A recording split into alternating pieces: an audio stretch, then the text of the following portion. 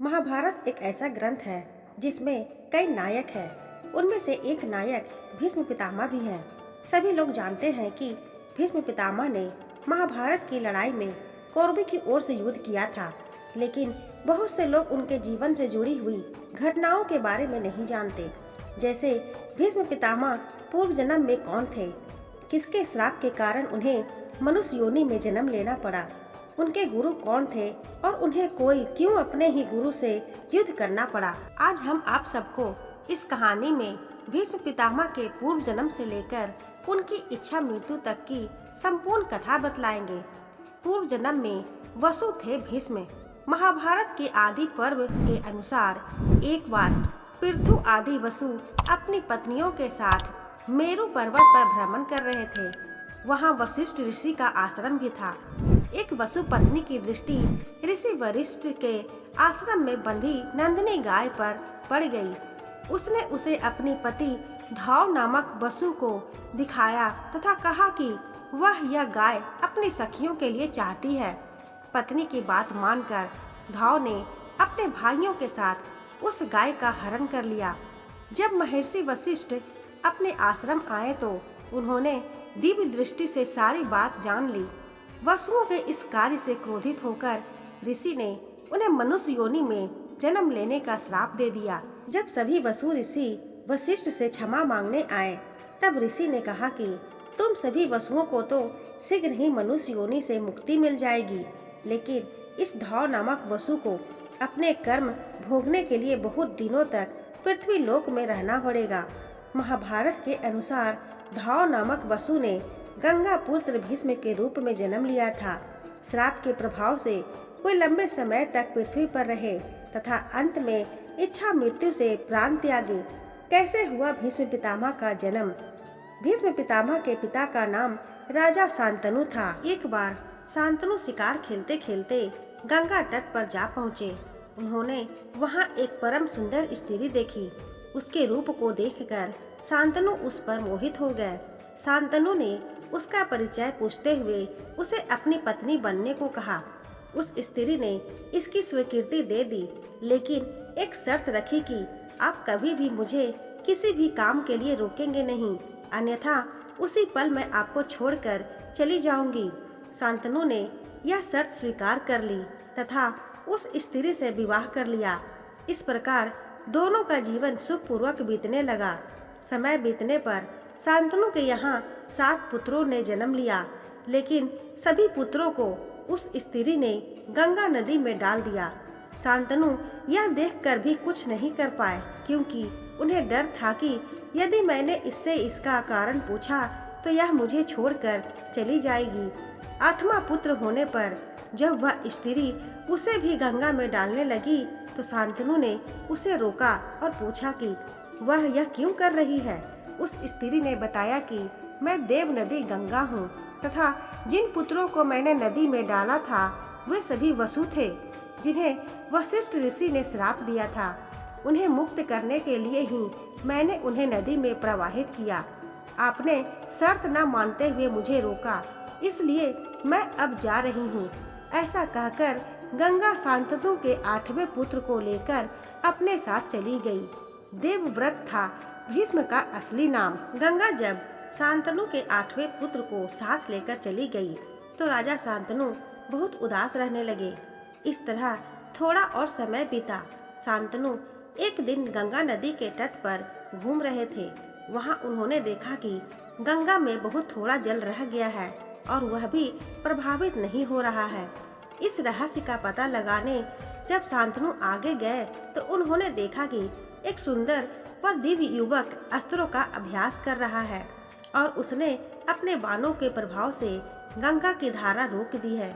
यह दृश्य देखकर शांतनु को बड़ा आश्चर्य हुआ। तभी वहां शांतनु की पत्नी गंगा प्रकट हुई और उन्होंने बताया कि यह युवक आपका 8वां पुत्र है। इसका नाम देवव्रत है।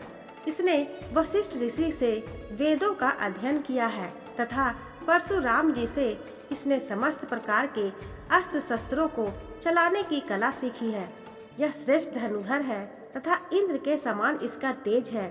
देवव्रत का परिचय देकर गंगा उसे शांतनु को सौंप कर चली गई। शांतनु देवव्रत को लेकर अपनी राजधानी में आए तथा शीघ्र ही उसे युवराज बना दिया। गंगा पुत्र देवव्रत ने अपनी व्यवहार कुशलता के कारण शीघ्र प्रजा को अपना हितैषी बना लिया, इसलिए देवव्रत का नाम पड़ा भीष्म।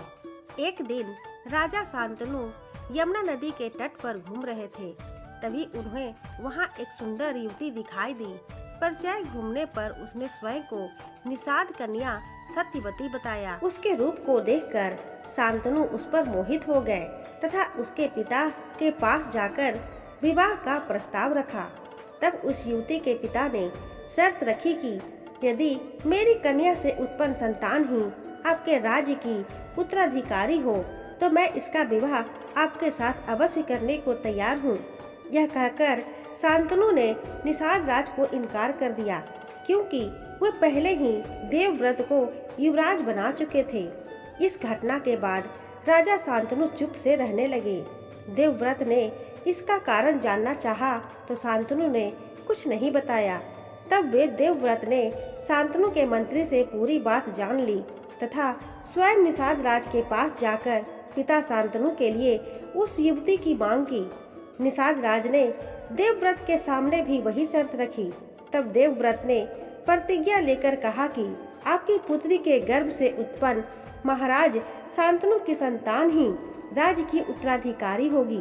तब निषाद राज ने कहा, यदि तुम्हारी संतान ने मेरी पुत्री की संतान को मारकर राज्य प्राप्त कर लिया तो क्या होगा। तब देवव्रत ने सबके सामने अखंड ब्रह्मचारी की प्रतिज्ञा ली तथा सत्यवती को ले जाकर अपने पिता को सौंप दिया। तब पिता शांतनु ने देवव्रत को इच्छा मृत्यु का वरदान दिया।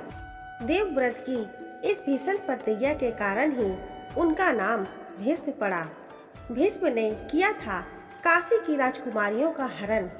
भरतवंशी राजा शांतनु को पत्री सत्यवती से 2 पुत्र हुए, चित्रागध और विचित्रवीर्य। दोनों ही बड़े होनहार व पराक्रमी थे। अभी चित्रागध ने युवा अवस्था में प्रवेश भी नहीं किया था कि राजा शांतनु स्वर्गवासी हो गए। तब भीष्म ने माता सत्यवती की संपत्ति से चित्रागध को राजगद्दी पर बैठाया, लेकिन कुछ समय तक राज करने के बाद ही उसी के नाम के गंधर्व राज चित्रागध ने उसका वध कर दिया। तब भीष्म में विचित्रवीर्य को राजा बनाया। जब भीष्म ने देखा कि विचित्रवीर्य युवा हो चुका है तो उन्होंने उसका विवाह करने का विचार किया। उन्हीं दिनों काशी के राजा की 3 कन्याओं का स्वयंवर भी हो रहा था, लेकिन काशी नरेश ने द्वेषतापूर्वक हस्तिनापुर को न्योता नहीं दिया। क्रोधित होकर भीष्म अकेले ही स्वयंवर में गए और वहां उपस्थित सभी राजाओं व काशी नरेश को हराकर उनकी 3 कन्याओं अम्बा, अंबिका व अम्बालिका को हर लाए। तब काशी नरेश की बड़ी पुत्री अम्बा ने भीष्म से कहा कि वह मन ही मन में राजा सल्व को अपना पति मान चुकी है। यह बात जानकर भीष्म ने अम्बा को उसके इच्छा अनुसार जाने की अनुमति दे दी तथा शेष 2 कन्याओं का विवाह विचित्रवीर्य से कर दिया। भीष्म ने क्यों किया अपने गुरु से युद्ध?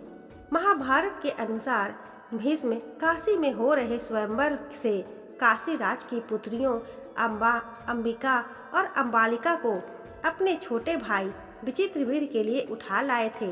तब अम्बा ने भीष्म को बताया कि मन ही मन किसी और को अपना पति मान चुकी है।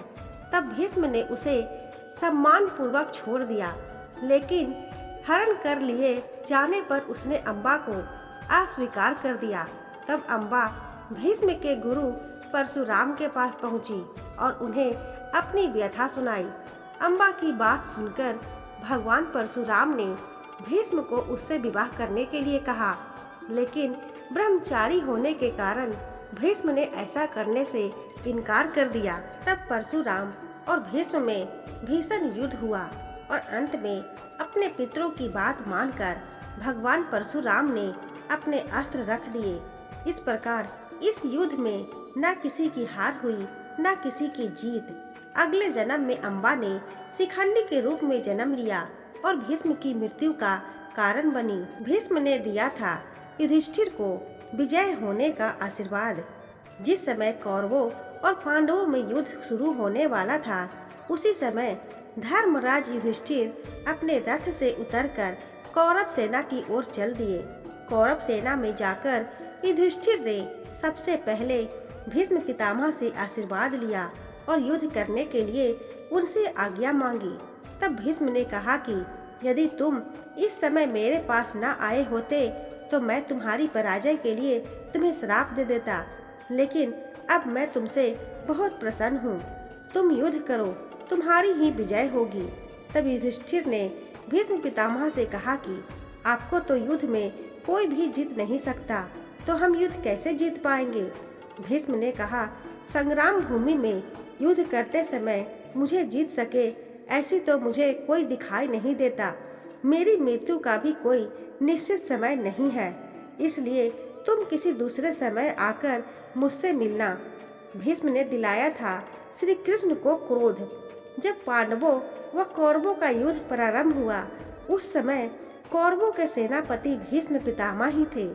युद्ध के तीसरे दिन भीष्म पितामह ने पांडवों की सेना पर भयंकर वाण वर्षा कर भयभीत कर दिया। यह देखकर श्री कृष्ण ने अर्जुन से कहा कि वह भीष्म पितामह से युद्ध करे।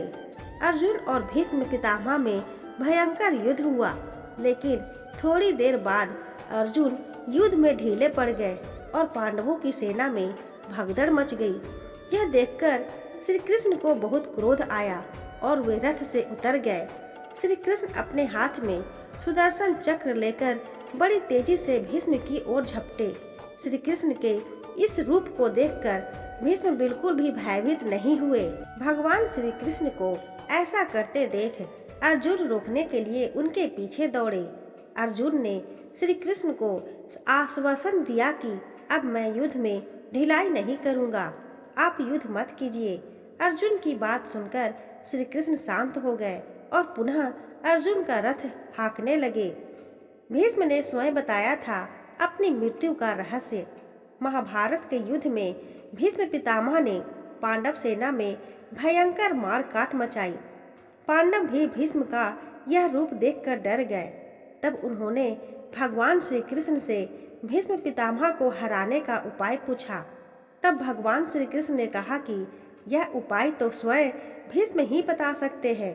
तब पांचों पांडव भगवान श्री कृष्ण के साथ भीष्म पितामह से मिलने गए और उनसे पूछा कि आपको युद्ध में कैसे हराया जा सकता है। तब भीष्म ने बताया कि तुम्हारी सेना में जो शिखंडी है वह पहले एक स्त्री था, बाद में पुरुष बना।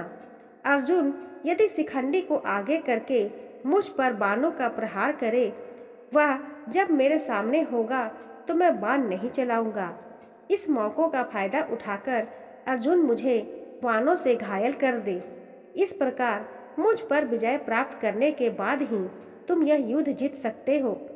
ऐसे हुई भीष्म पितामह की पराजय। महाभारत युद्ध के 10वें दिन ही भीष्म पितामह ने पांडवों की सेना में भयंकर मारकाट मचाई।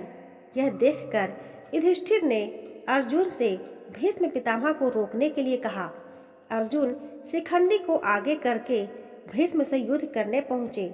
शिखंडी को देखकर भीष्म ने अर्जुन पर बाण नहीं चलाए और अर्जुन अपने तीखे बाणों से भीष्म पितामह को बींचने लगे। इस प्रकार बाणों से छलनी होकर भीष्म पितामह सूर्यास्त के समय अपने रथ से गिर गए। उस समय उनका मस्तक पूर्व दिशा की ओर था। उन्होंने देखा कि इस समय सूर्य अभी दक्षिणायन में है, अभी मृत्यु का उचित समय नहीं है, इसलिए उन्होंने उस समय अपने प्राणों का त्याग नहीं किया। युधिष्ठिर को दिया धर्म ज्ञान। महाभारत युद्ध की समाप्ति के बाद भगवान श्री कृष्ण ने युधिष्ठिर से कहा कि इस समय पितामह भीष्म बाणों की सैया पर है। आप उनके पास चलकर उनके चरणों को प्रणाम कीजिए और आपके मन में जितने भी संदेह हो उनके बारे में पूछ लीजिए। श्री कृष्ण की बात मानकर युधिष्ठिर भीष्म पितामह के पास गए और उनके धर्म, अर्थ, काम और मोक्ष का ज्ञान प्राप्त किया।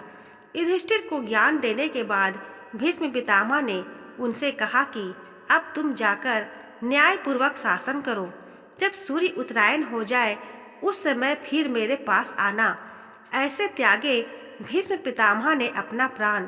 जब सूर्योदय उत्तरायण हो गए तब युधिष्ठिर सहित सभी लोग भीष्म पितामह के पास पहुँचे। उन्हें देखकर भीष्म पितामह ने कहा कि इन तीखे बाणों पर शयन करते हुए मुझे 58 दिन हो गए हैं। उन्होंने श्री कृष्ण को संबोधित करते हुए कहा कि अब मैं प्राणों का त्याग करना चाहता हूँ। ऐसा कहकर भीष्म जी कुछ देर तक चुपचाप रहे। इसके बाद वे मन सहित प्राण वायु को क्रमशः भिन्न भिन्न धारणाओं में स्थापित करने लगे।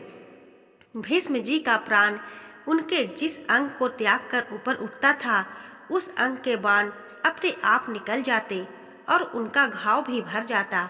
भीष्म जी ने अपने देह के सभी द्वारों को बंद करके प्राण को सब ओर से रोक लिया, इसलिए वह उनका मस्तक फोड़कर आकाश में चला गया। इस प्रकार महात्मा भीष्म के प्राण आकाश में विलीन हो गए। दोस्तों, आपको ये कहानी कैसी लगी हमें कमेंट करके ज़रूर बताइएगा। कहानी पसंद आई हो तो वीडियो को लाइक करें, शेयर करें। चैनल को अभी तक सब्सक्राइब ना किया हो तो इसी तरह की और कहानियाँ सुनने के लिए चैनल को सब्सक्राइब जरूर करें। मिलती हूँ ऐसी एक और नई कहानी के साथ। धन्यवाद।